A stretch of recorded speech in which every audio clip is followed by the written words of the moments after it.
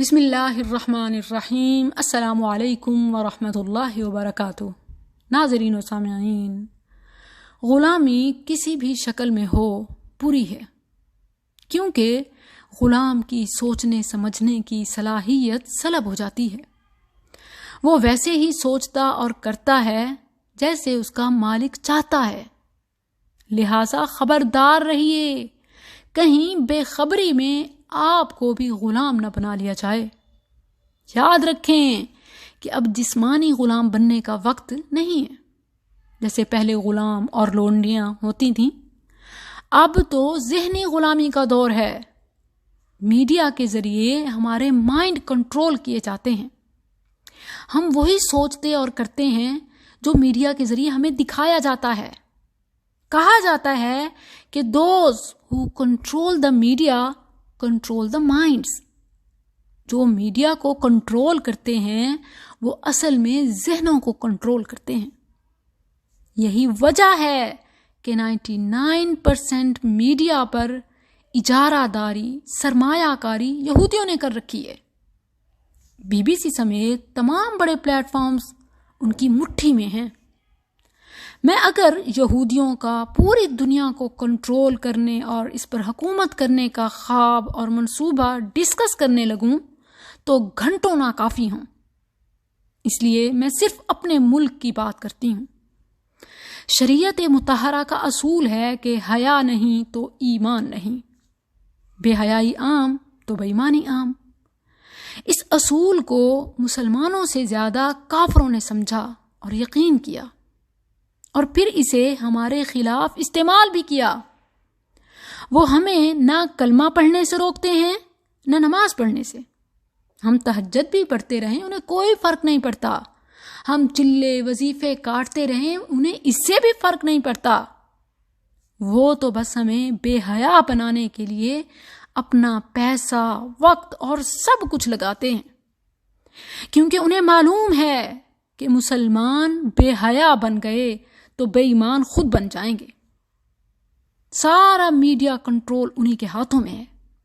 ان کی AIDS, funding, support اسی channel کے ساتھ ہوتی ہے جو ان کے ننگے پن اور بے حیائی کے معیار پر پورا اتریں، وگرنہ تو ان کے ویوز بھی روک لیے جاتے ہیں۔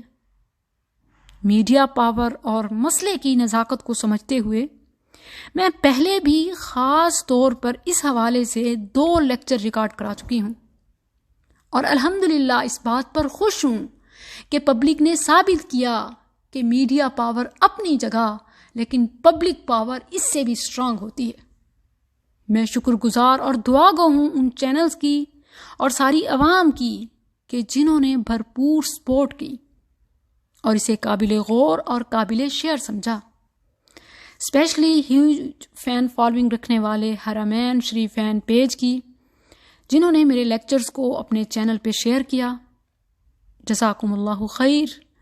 یاد رکھیں کہ اس وقت ہم میڈیا پاور تو کھو چکے ہیں، جس کو دوبارہ حاصل کرنے کے لیے کافی محنت کرنا پڑے گی، مگر ہمارے دلوں میں ایمان ابھی زندہ ہے۔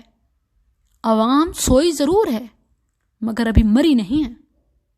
آواز حق سب کو جگانے اور جمع کرنے کے لیے کافی ہے۔ سوشل میڈیا اور الیکٹرانک میڈیا پر کڑی نظر رکھیں۔ ہر قسم کی بےہودگی اور بے حیائی پر مبنی پروگرامز کا بائیکاٹ کریں اور مل کر ان کے خلاف کمپین بھی چلائیں۔ پچھلے دنوں بورجان ایڈ کی طرف میں نے آپ کی توجہ مبذول کرائی، اور اب گالا بسکٹ کی طرف سے ناقابل برداشت ایڈ پیش کی گئی۔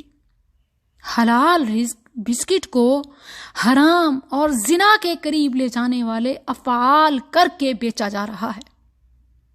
ایسے لوگوں کی زندگی دنیا میں بھی قابل عبرت اور آخرت میں بھی دردناک عذاب سے مزین ہے۔ سورہ نور آیت نمبر 19 رب العزت کا فرمان ہے، ان الذین یحبون ان تشیع الفاحشہ فی الذین آمنوا لہم عذاب علیم فی الدنیا والآخرہ۔ جو مومنوں میں بے حیائی، فحاشی پھیلانا پسند کرتے ہیں، ان کے لیے دنیا آخرت میں عذاب ہے۔ دنیا میں بھی سکون سے نہ جی سکیں گے، اور آخرت تو ویسے بھی جہنم انہیں ویلکم کر رہی ہے۔ ناظرین، ایسی ایڈز اتنی بیہودہ ہوتی ہیں کہ ان کو میں اپنے پروگرامز یا دینی کسی بھی پروگرام سے نہیں چلایا جا سکتا کہ آپ کو دکھایا جا سکے کہ حقیقت کس قدر کربناک اور شرمناک ہے۔ گورنمنٹ آف پاکستان کی جانب سے فحاشی کا تمغہ امتیاز لینے والی مہوش حیات نے ایک بسکٹ بیچنے کے لیے بلوچ، پٹھان، پنجابی، سندھی ساری قوموں کو ناچنے گانے والا بنا دیا، جیسے من حیث القوم ہمارا کام ناچنا اور کھانا ہو۔ میرے دیس کا کلچر، میرے دیس کے لوگ ایسے تو نہیں ہیں۔ دیس کے بسکٹ کی ایڈ میں دیس والی کوئی بات نہیں دکھائی گئی۔ میرے ناظرین و سامعین، ہم سب کو اپنے ایمان کی حفاظت خود کرنی ہے۔ شیطانی ہیلوں، حربوں، مکر و دجل کو خود ناکام بنانا ہے۔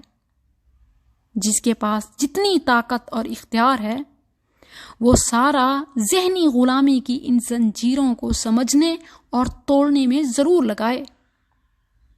اپنے مسلمان بہن بھائیوں کو اویئرنیس دیں۔ یاد رکھیں، ذہنی غلامی جسمانی غلامی سے بھی بدتر ہے، اور اس بار اسلام دشمنوں کا ہتھیار